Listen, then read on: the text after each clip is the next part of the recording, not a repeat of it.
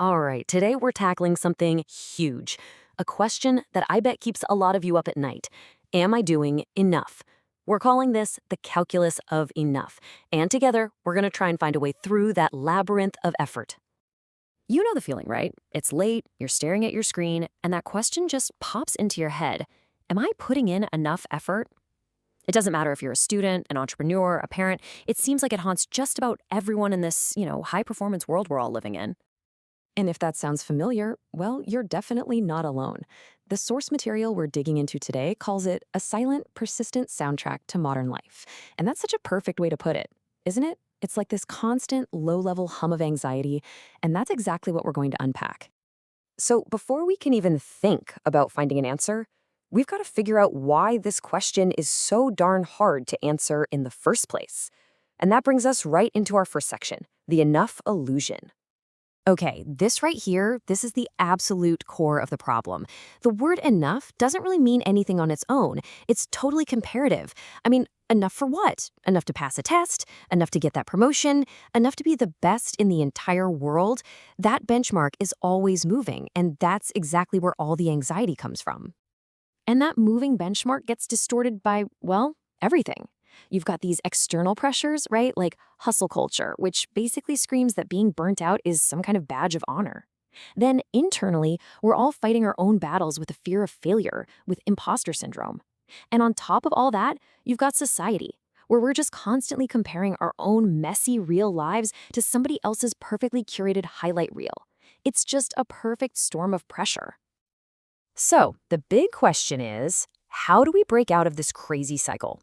Well, that leads us right into our next section, which is all about moving from exhaustion to direction and tapping into the power of clear goals.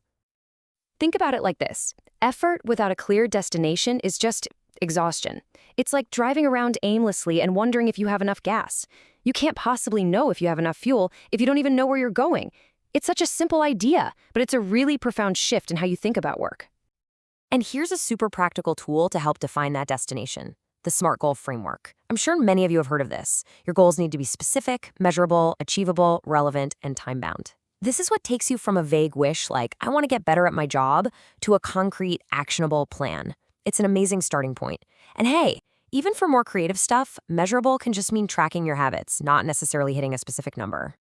But even a big, perfectly crafted SMART goal can feel totally daunting, right? So the key is to break it down.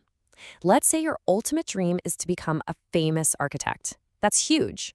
But you can break that down into an intermediate goal, like getting your license, and then break that down to a daily process goal, like drafting for 3 super focused hours. All of a sudden, that big, scary question of enough becomes way simpler. It's just, hey, did I get my 3 focused hours in today? Yes or no? Done. Okay, so now you've got your goals. Awesome. But just grinding out the hours isn't the whole story. And that brings us to our next big idea: quality over quantity. It's all about working smarter, not just harder. You know, it's so easy to confuse activity with actual achievement. We all do it. Being busy, clearing your inbox, maybe spending 6 hours studying while you're also scrolling on your phone, that's all just activity. But being productive, closing that key deal, actually understanding a topic after 90 focused minutes, that's achievement. The goal should never be just to be busy, it's to be effective. Cal Newport's concept of deep work really nails this difference. Deep work is that high-value, super-focused stuff that actually creates something new and makes you better at what you do. Then there's shallow work. That's all the low-value, logistical stuff, the things we do while we're distracted. And if you take a really honest look at your day, I'm willing to bet you'll find a lot more shallow work in there than you'd like to admit. And listen, the law of diminishing returns is absolutely real when it comes to effort. So often, those first 2 hours of really deep, concentrated work on a tough problem, that's going to get you like 80% of the way there. But the next 4 hours, when you're tired and distracted, that might only get you another 10%. You got to ask yourself, is that extra time really the best use of your energy? So, you're focusing on quality work, you're moving towards clear goals. What's the next piece of the puzzle? It's all about developing self-awareness. Let's call it building your personal dashboard. And it starts with learning to listen to the feedback. Your mind, your body, your results, they're giving you data constantly. You just have to tune in. So first, you've got this cognitive and emotional feedback loop. Are you in a state of flow where you're totally absorbed, or are you just chronically frustrated? Think of that as your engagement metric. Then there's the physiological loop. Do you feel energized, or are you seeing signs of burnout, like fatigue or not being able to sleep? Your body is literally telling you when your pace is unsustainable. And finally, you've got the external, results-based feedback. Are you actually making measurable progress towards those goals you set? Your results are the ultimate reality check. And the kind of effort that's enough really depends on the timeline of your goal. Cramming for final exams, that's a sprint. It's a short, intense burst that's totally unsustainable by design. But building a career, that's a marathon. And you absolutely cannot apply a sprint mentality to a marathon goal.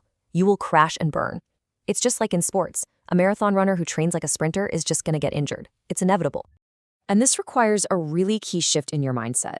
For those marathon goals, rest and recovery are not a deviation from your effort. They are a non-negotiable part of the effort itself. Seriously, just like with an athlete, the real growth happens during recovery.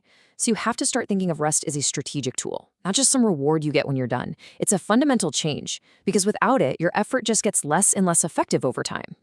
We also have to get real about the fact that effort is a finite resource. You don't have an infinite supply. This wheel of life idea really illustrates that perfectly. It forces you to be honest about the trade-offs. See, all that effort you pour into your career, that's effort you're taking away from your health, or your relationships, or your personal growth. So the question of enough has to be judged across your whole life, not just one little slice of the pie. And we have to talk about the comparison trap. Man, it is so easy to fall into this, especially with social media everywhere. But you have to remember this, okay? You are always, always comparing your messy behind-the-scenes struggle to someone else's perfectly polished highlight reel. It's a game you just can't win, so stop playing. Okay, I know that's a lot of theory we just went through. So the real question is, how do we actually put all this into practice? How do we make this a real, regular habit instead of just another good idea that we forget about next week? Well, here is a simple, totally actionable tool for you, the Effort Awareness Weekly Check-in. Just once a week, take a few minutes and honestly ask yourself these questions. 1. Are my daily actions clearly connected to my bigger goals? 2. How much of my time this week was spent in that deep, focused work we talked about?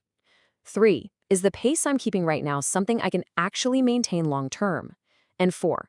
Am I neglecting other key areas of my life, like my health or my relationships? This simple check-in moves you from that vague, anxious feeling to a really concrete self-assessment. Because at the end of the day, you have to remember what the real objective is here. The goal isn't to be the most exhausted person in the room. It never was. The goal is fulfillment. And that really brings us to our final thought for today. The final metric of enough is not external applause, but an internal, quiet certainty that you are moving toward a destination that is truly your own. It's all about you defining what success and effort mean on your own terms. And that, my friends, is a calculus that's absolutely worth figuring out.